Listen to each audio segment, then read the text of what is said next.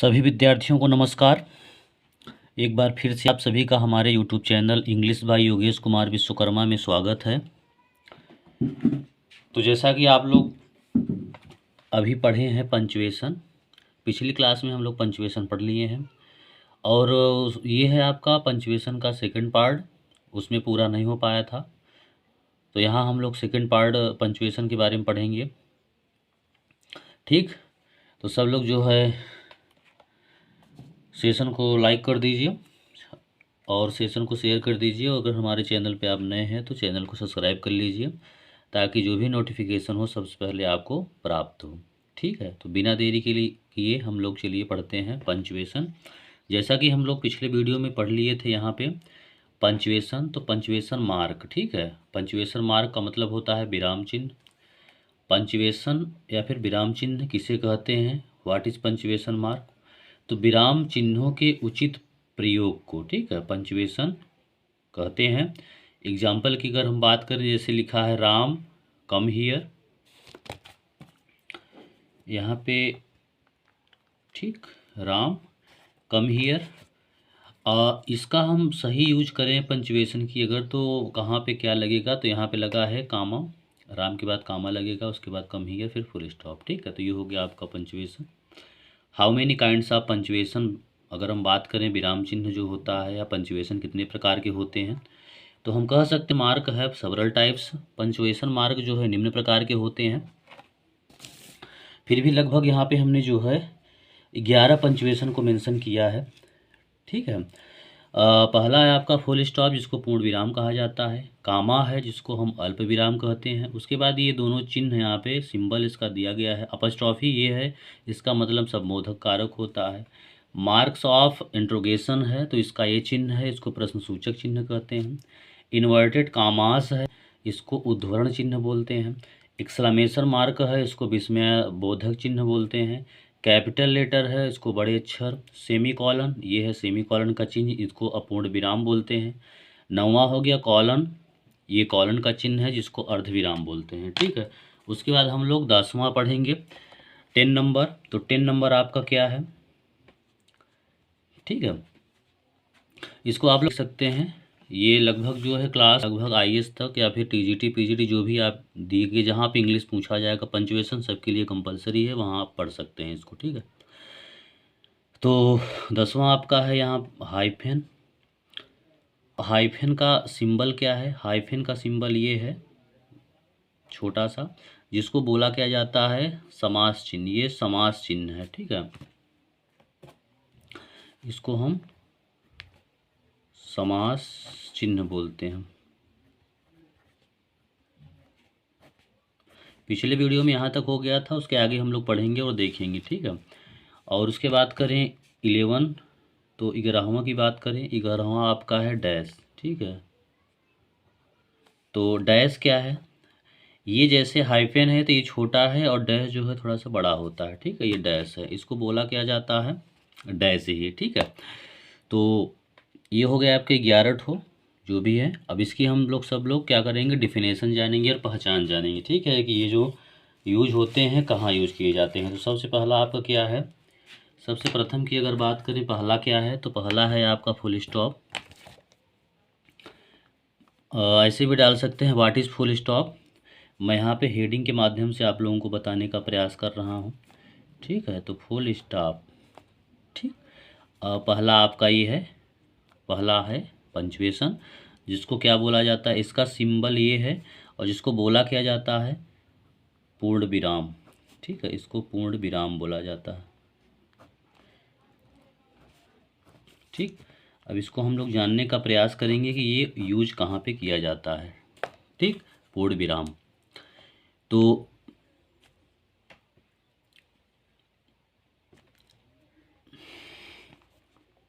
ये जो full stop है, ठीक है, फुल स्टॉप, तो फुल स्टॉप को क्या बोलते हैं, इसको पीरियड भी बोला जाता है। ठीक है, फुल स्टॉप को हम क्या बोल सकते हैं, पीरियड भी बोलते हैं या फिर स्टॉप भी बोलते हैं। ठीक है, पीरियड बोलते हैं या फिर स्टॉप बोलते हैं। ठीक है। और अगर इस बात करें, और अगर इसका प्रयोग की बात करें, इसका जो यूज है, ठीक है, इसका जो प्रयोग है आपका, वो हम असर्टिव सेंटेंस, ठीक है, असर्टिव सेंटेंस, सेंटेंस हो गया आपका। उसके बाद हम कहें इम्परेटिव सेंटेंस, ठीक है, असर्टिव सेंटेंस हो गया आपका। उसके बाद इम्परेटिव सेंटेंस हुआ, ठीक। और कह सकते हैं हम इसको जो है सिंपल सेंटेंस,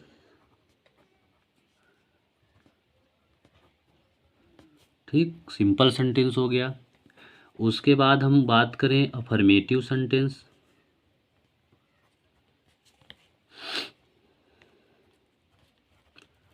अफर्मेटिव सेंटेंस, ठीक है।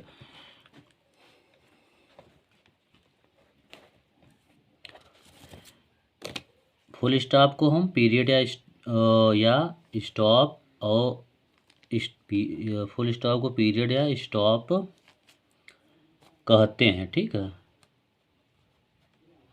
कहते हैं, ठीक है।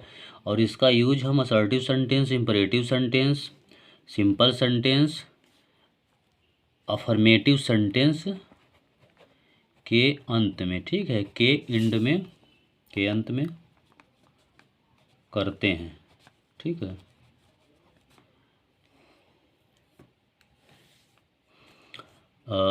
ठीक है, तो अफर्मेटिव सेंटेंस के वो अंत में करते हैं इसका यूज़। जैसे अगर हम बात करें, जैसे एग्जाम्पल की अगर हम बात करें,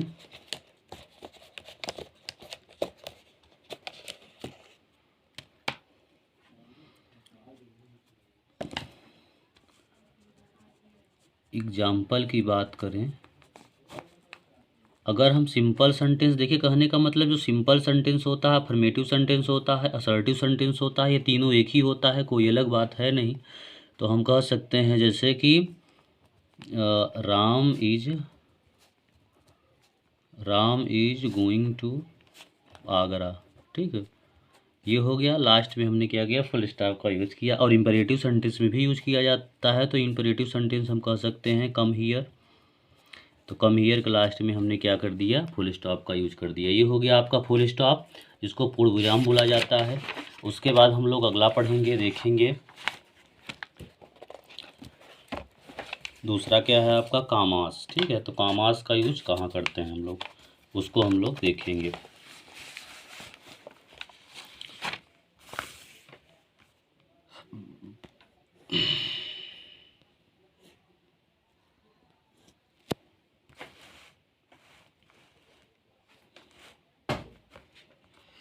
सेकंड है आपका, दूसरे नंबर की अगर हम बात करें तो दूसरा है आपका कामा, ठीक है।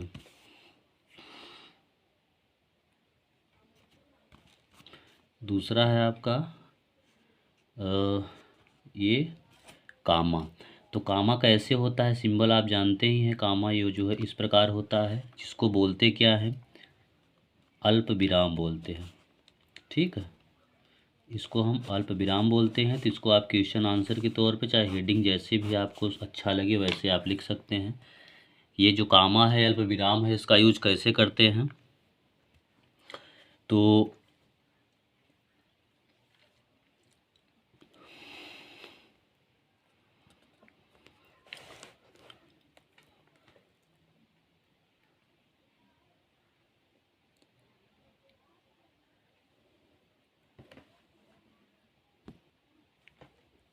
अगर हम कामा की बात करें, तो कामा जो अल्प विराम है, तो इसको हम जो है कह सकते हैं कि इसको हम निम्न तरीके से यूज करते हैं, ठीक है।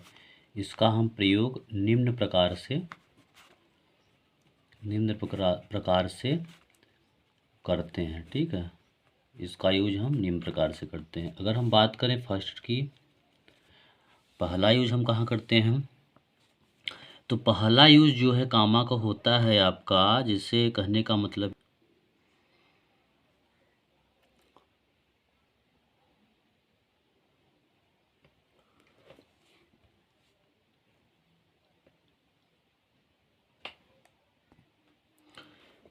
ठीक, तो कहने का मतलब यह कि यदि जो है कोई एक वाक्य में, ठीक है, यदि कोई एक वाक्य में कोई एक ठीक है, यदि कोई एक वाक्य में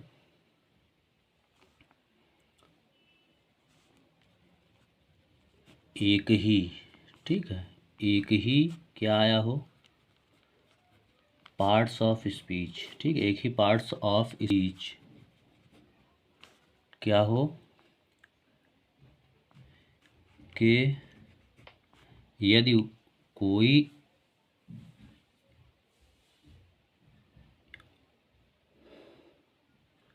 यदि एक ही यदि कोई एक यहाँ पे वाक्य में, ठीक है, यदि कोई एक वाक्य में एक ही पार्ट्स ऑफ स्पीच के, ठीक है, दो से अधिक, दो से अगर हम बात करें अधिक, दो से अधिक जो वर्ड हैं, शब्द हैं, ठीक है, वो क्या हो, साथ साथ, ठीक है, एक ही साथ, ठीक है, तरह हो गया, ये सब साथ में आए तो हम क्या करते हैं, वहाँ पे कामा का यूज है, ठीक है, तो साथ आया हो तो हम क्या करते हैं, और उसके बाद अगर हम बात करें साथ साथ आए हैं और उनको, ठीक है, और उनको अलग करना हो,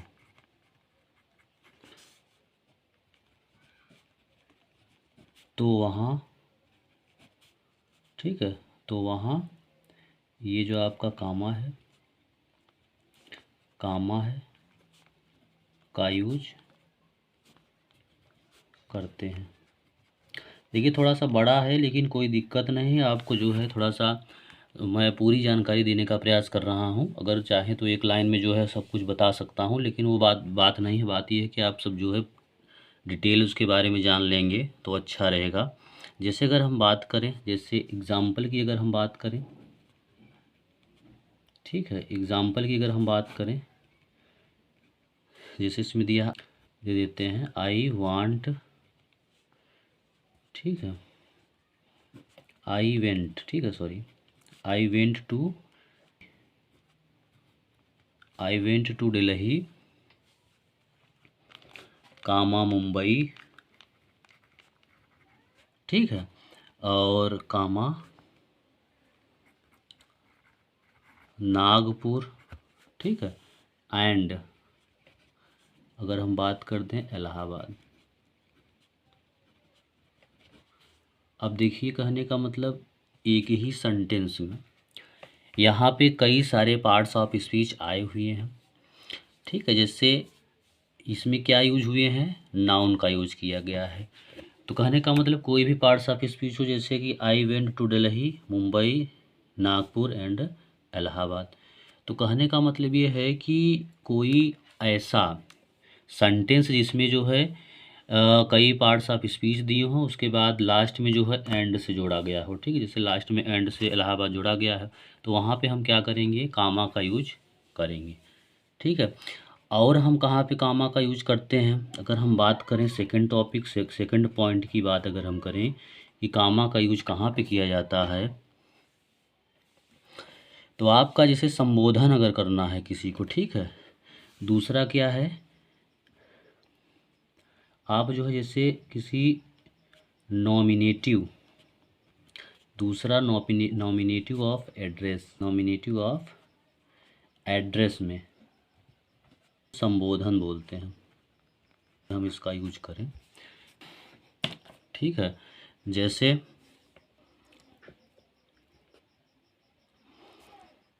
किसी को हम नॉमिनेटिव ऑप्शन से संबोधन अगर हम करते हैं, जैसे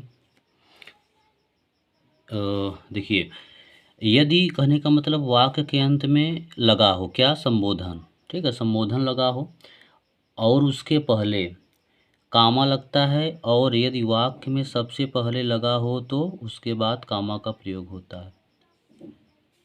ठीक है, तो कहने का मतलब जैसे हम कह सकते हैं, जैसे अगर हम कहें राम कम हियर, ठीक है, राम कम हियर, तो यहाँ पे हम संबोधन कर रहे हैं तो कामा पे राम को बुला रहे हैं, तो राम कम हियर। ठीक है, अगर हम दूसरे अगर सेंटेंस में देखते हैं एक प्रकार और, जैसे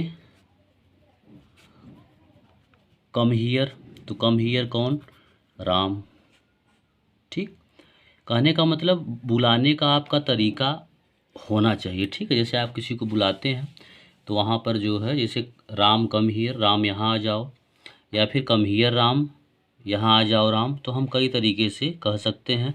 जैसे हम क्या कह सकते हैं, जैसे स्टैंड अप, ठीक है, स्टैंड अप कह सकते हैं, स्टैंड अप बॉयज़, ठीक है, ये कह सकते हैं। उसके बाद ये भी कह सकते हैं कि चौथे में अगर हम बात करें,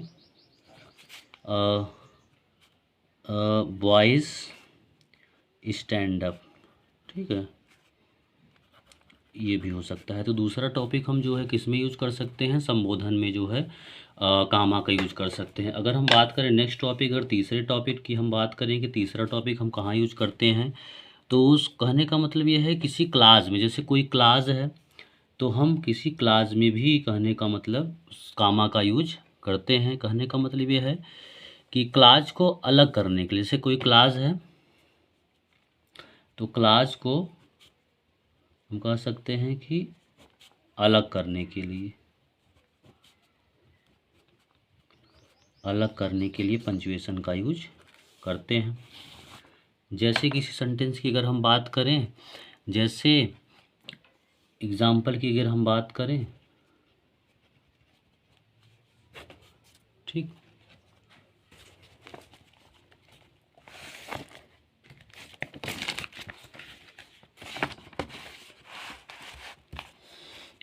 अगर हम एग्जाम्पल की बात करते हैं, जैसे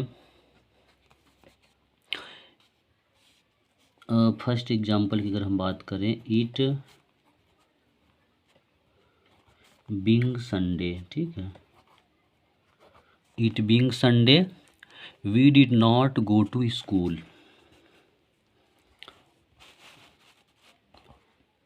अब यहाँ पे हम कामा लगा देंगे, वी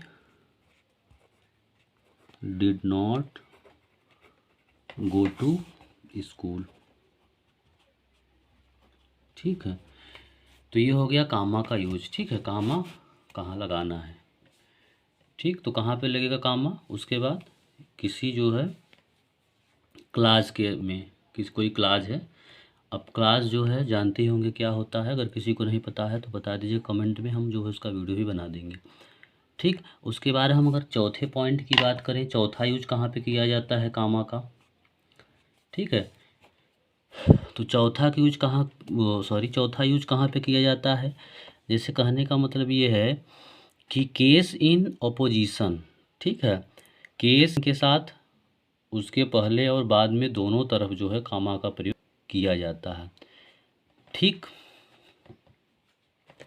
तो चौथा क्या है आपका, केस इन अपोजिशन, ठीक है, case in opposition, case in opposition, ठीक है, तो केस इन अपोजिशन के साथ हम कह सकते हैं, केस इन अपोजिशन के साथ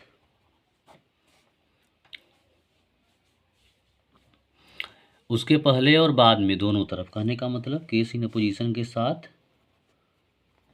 उसके पहले,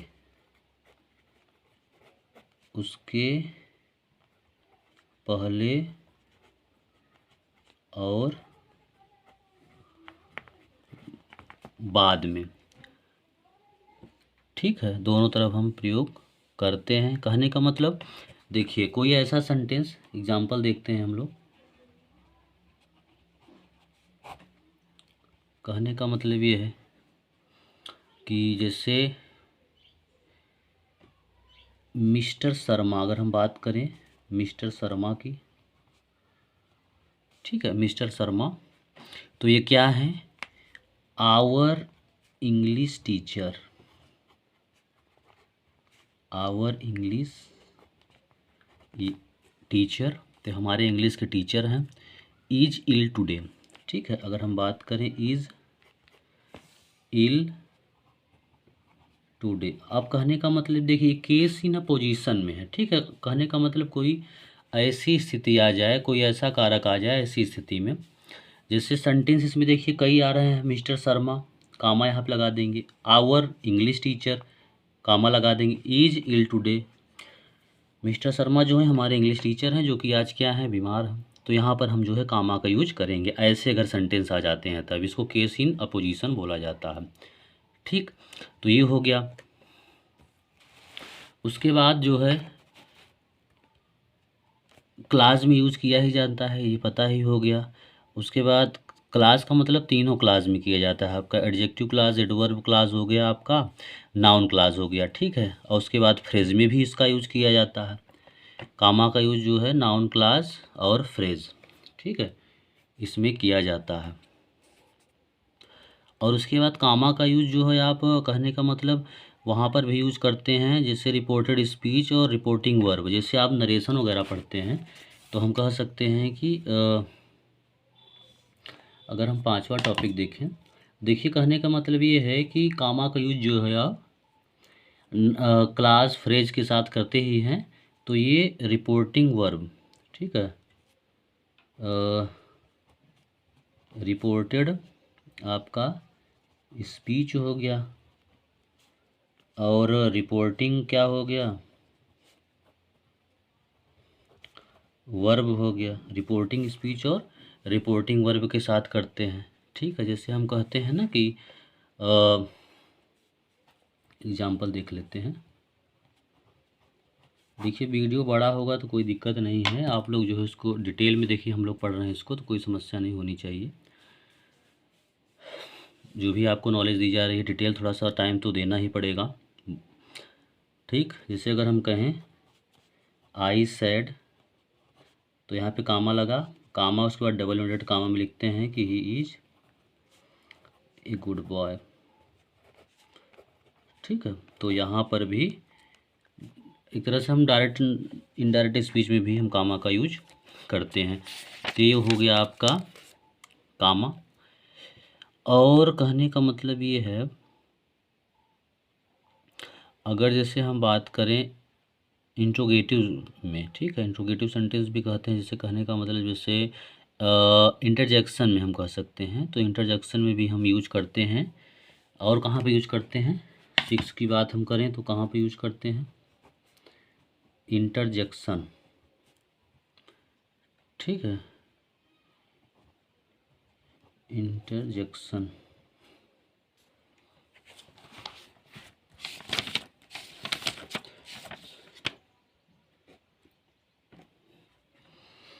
इंटरजेक्शन और जो एक्सक्लामेटरी सेंटेंस होता है, एक्सक्लामेटरी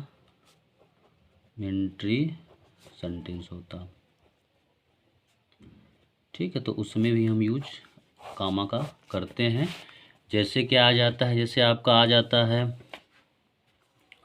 एग्जाम्पल की अगर हम देखें, जैसे होता है ना,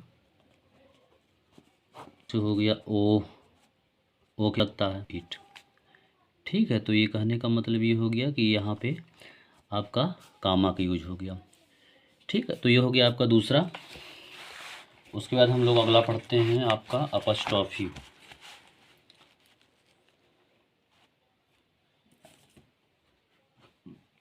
वीडियो थोड़ा सा लंबा हो सकता है तो कोई दिक्कत नहीं करिएगा आप लोग, कोई समस्या नहीं होनी चाहिए। उसके बाद हम बात करें तीसरा क्या है, अपस्ट्रॉफी। तीसरा आपका जो है पंक्चुएशन वो है अपस्ट्रॉफी है, ठीक, अपस्ट्रॉफी। तो अपस्ट्रॉफी जानते ही हैं, ये थोड़ा ऐसे होता है, इसका मतलब जो होता क्या है, संबोधन इसको कहते हैं, ठीक। तो इसका यूज हम कहाँ कहाँ करते हैं, ठीक है।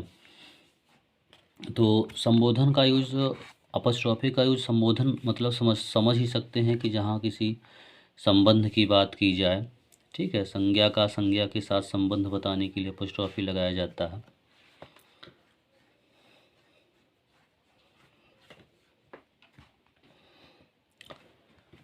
तो इसका भी यूज हम जो है कई तरीके से कर सकते हैं। संबोधन का यूज तो हम कह सकते हैं कि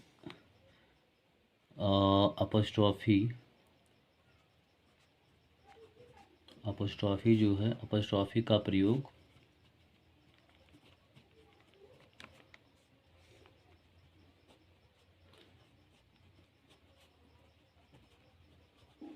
कई तरीके से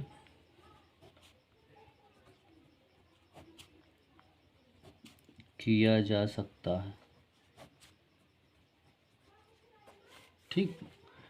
अगर हम पहले की बात करें, फर्स्ट कहाँ किया जाएगा, तो पहला यूज सबसे पहले किया जाएगा नाउन का, नाउन से संबंध, ठीक है। कह सकते हैं अगर नाउन है कोई, नाउन से नाउन का रिलेशन बताने के लिए, ठीक है, संबंध, ठीक है। नाउन से नाउन का संबंध, नाउन से नाउन का संबंध बताने के लिए, ठीक है। नाउन का नाउन से संबंध बताने के लिए हम इसका यूज करते हैं।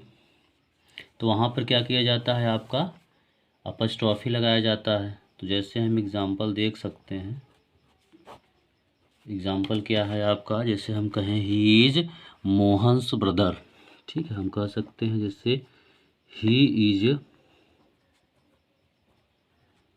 मोहन्स ब्रदर, ठीक है। तो वह क्या है, मोहन का भाई है। और जैसे हम कह सकते हैं कि स्कूल, यह भी हम कह सकते हैं कि दिस इज बॉयज स्कूल, ठीक है। तो इसमें भी संबंध बताया जा रहा है। या फिर हम कह सकते हैं दिस इज राम्स हाउस, ये भी हो सकता है। तो ये हो गया आपका यूज, कहाँ क्या, किसका, अपस्ट्रॉफी का यूज हो गया। और उसके बाद जैसे कभी कभी क्या होता है, अगर हम बात करते हैं जैसे दूसरे अगर पॉइंट की बात करें कि जैसे हेल्पिंग वर्ब जो होता है, एच वी, ठीक है, जो हेल्पिंग वर्ब होते हैं, हेल्पिंग वर्ब होते हैं, तो जो हेल्पिंग वर्ब होते हैं तो उनके साथ भी हम जो है अपस्ट्रॉफी का यूज करते हैं। कहने का मतलब ये है कि संक्षिप्त रूप उसका बनाते हैं। हेल्पिंग वर्ब जो होता है, हेल्पिंग वर्ब को और क्या कहते हैं हम उसको, शॉर्ट फॉर्म उसका, ठीक है। अगर हम करें उसका शॉर्ट फॉर्म, ठीक है, उसका हम कह सकते हैं कि संक्षिप्त रूप, जिसे हम क्या कर सकते हैं कि संक्षिप्त रूप उसको बनाते हैं, ठीक। तो वहाँ पे हम अपस्ट्रॉफी का यूज करते हैं। जैसे कहने का मतलब ये है, जैसे मान लीजिए अगर लिखा है, एग्जाम्पल के तौर पर अगर हम लोग देखें, एग्जाम्पल क्या है आपका, एग्जाम्पल जैसे है, जैसे आई लिखा है, एम लिखा है, ये क्या है, आई एम लिखा है, तो इसको हम कर क्या सकते हैं, इसको हम ऐसे लिख सकते हैं, ठीक है। तो ये आपका क्या हो गया, हेल्पिंग वर्ब हो गया।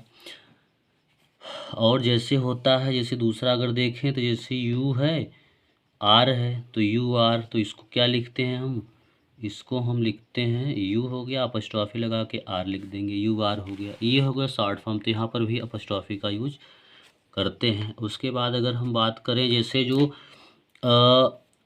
ऐसे कोई हेल्पिंग वर्ब जो नाट को जोड़कर संक्षिप्त रूप बनाए जाते हैं, जैसे निगेटिव, जैसे कहने का मतलब क्या है, जैसे इज और नॉट है, ठीक है, इज नॉट है, तो इज नॉट को हम लिखते क्या हैं, इजंट लिख देते हैं, ठीक है। तो यहाँ पे अपस्ट्रॉफी लगा के टी लिख देते हैं, ठीक है। तो जैसे मान लीजिए कैन है, कैन नॉट है, तो कैन नॉट को हम क्या करते हैं, कैंट लिख देते हैं, ठीक है, ये भी है। तो यहाँ पर भी जो है अपस्ट्रॉफी का यूज किया जाता है। और कहाँ पे यूज किया जाता है, जैसे कोई डिजिट है, कोई अंक है, जैसे ठीक है, कोई अंकों या अक्षरों का संक्षिप्त शब्द हो, कोई अंक हो या फिर अक्षर हो। जैसे क्या है, जैसे 5 का अगर हम बहुवचन करें तो 5 हो जाएगा, ठीक है, 5 हो जाएगा, 6 हो जाएगा, ठीक है, ये होता है।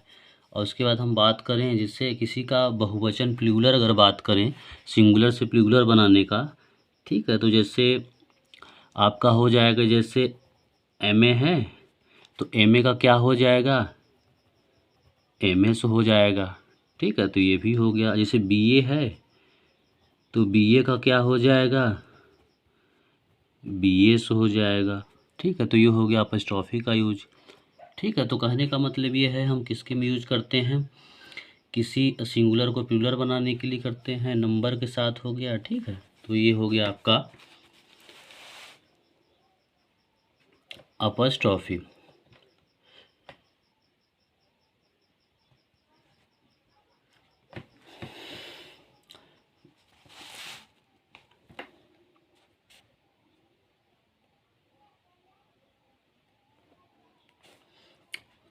तो बस ठीक इतना ही। अगली क्लास जो है, अगला जो है पंचुएशन हम अगली क्लास में करेंगे। तो बस इतना ही। Thank you for watching. मिलते हैं अगले वीडियो में नई ऊर्जा, नए उत्साह के साथ, नए टॉपिक के साथ। आपका अगला जो है आपका रहेगा इंट्रोगेटिव, मार्क ऑफ इंट्रोगेटिव, उसको हम लोग देखेंगे। ठीक है, thank you for watching. Like, share and subscribe my YouTube channel. Thank you so much. जय हिंद, जय भारत, जय माँ सरस्वती।